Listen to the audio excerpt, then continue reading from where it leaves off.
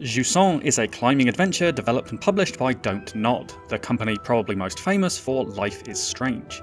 Jusant plays like someone's taken Journey and then let Bennett Foddy implement some climbing mechanics. No, not like these climbing mechanics, but something more like these. In fact, the climbing mechanics are most similar to 2015's Grow Home, but basically the point that I'm trying to get at is that Jusant is an immersive and meditative adventure with the more niche mechanics of an experimental indie title. It's an interesting combination and one that's worked out exceptionally well. Jusant describes itself as an action puzzle game, but it's not one that feels like it has specific puzzles. Rather, it's an adventure where to scale this great rocky monolith, you will naturally need to think and plan ahead. To begin, Jusant should 100% be played with a controller, and I don't think mechanically it would work as well with mouse and keyboard. The way the climbing works is that the left and right triggers control the grip of your character's left and right hands. While holding onto a rock or handle or rope or other feature with one hand, the left analog stick controls the direction that you're aiming the other. When your outstretched hand reaches a new ledge, you can grip with the other trigger, release the first, and then continue the process of finding new places to pull yourself up from. It's a really physical and tactile approach to implementing climbing in a game, which is a good part of what made Grow Home so well received back in 2015. It's an involved process that makes climbing, which is often a fairly dull part of 3D action games, into an engaging challenge that requires a decent bit of concentration.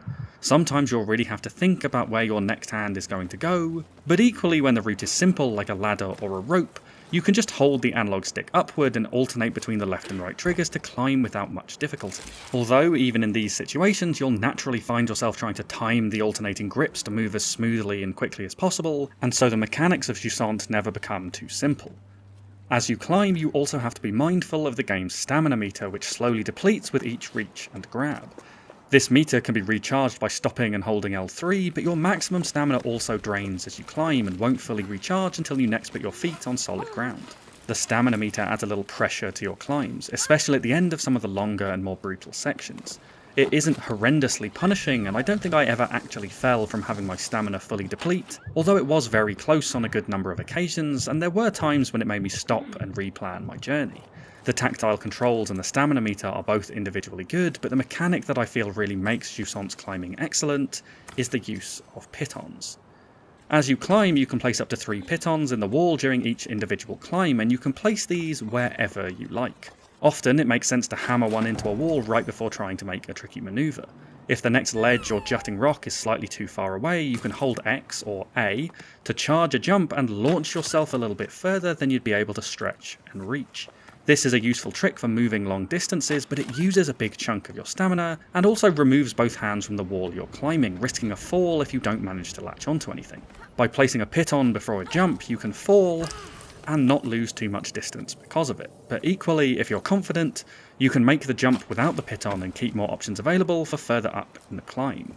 The pitons also allow for another classic bit of video game movement. Rope swinging is used in several sections of Jusant at fixed points in the environment to traverse large gaps, but opportunities to rope swing can also be set up at any time by the player attaching a piton to a wall and dropping down on their rope. Rope swinging can be a safer way to jump sideways, or perhaps the only way to jump long distances. But for this to work, the player needs to be able to find a good anchor point for the swing, and the movement itself can be challenging. But if you find a situation to make it work, it's also incredibly satisfying. The ability to freely place pitons also opened up other areas. Jusant's world is filled with little secrets and side rooms, and the ability to place my own pitons above a new room and guarantee a route back up made me much more willing to delve down into new areas when I was unsure of my surroundings. I also found that in some areas, placing a piton during a tricky climb allowed you to sneakily grab more stamina by abseiling down to a lower surface, before ziplining back up again to continue your route. And this always felt really clever, because nothing tells you that you can do this, it's just a result of the openness of the mechanics. The use of these pitons is really clever game design that adds an additional element of planning and forethought to the climbing. And the freedom to place your pitons anywhere is so good for the feeling that this is your adventure. You are choosing how to climb and explore, and everything that happens is a part of your plan. It gives you far more control over each of the individual challenges, and consequently more satisfaction when it finally works out. This climbing is also paired with a couple of more thematic mechanics related to the small water-based creature in your backpack, but these never take away from the core mechanics of the climbing, which is where I think Jusant deserves the most praise. And that is the general gameplay of Jusant. It's navigating these tricky sections of climbing with a versatile set of solid mechanics and a level or singular open world that lets you make the most of them. It is genuinely fantastic and worth playing for that alone. But in addition to its mechanics, Jusant is also very strong artistically in its visuals, music, and world design. I'm a big fan of Jusant's stylized visuals that give the location a strange and magical quality, and there are some really well implemented climbing animations for the main character that make that action feel truly real. The soundtrack by Guillaume Ferrand does a superb job of creating the mood, with relaxing and meditative tracks but interspersed with mysterious atmospheres and lifting high-energy jaunts depending on the moment. The soundtrack really captures the sense of adventure and sheer scale of the climb. It's not quite Austin Wintory's soundtrack to Journey, but it does such a similar job, which I think is really high praise. The structure that you ascend is interesting in itself. It's a natural monolith, but over time life has been built into it.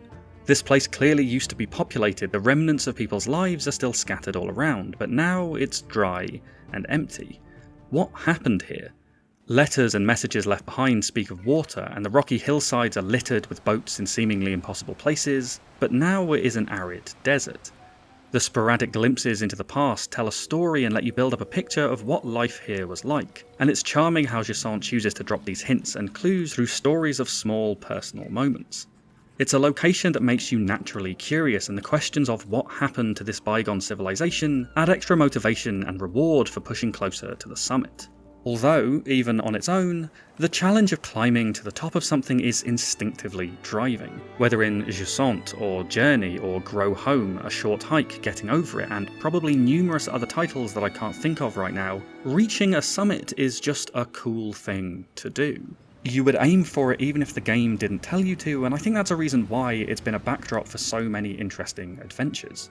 I referenced Journey at the beginning of the video, and I suppose that's in part because of the first few shots of the opening cutscene. The flat desert with this mighty natural feature raised in the distance makes it hard not to think of the opening moments of Journey. And that's just what Jusant is like as a game. It's more mechanically involved than Journey, but its design is still there to create this immersive adventure/experience.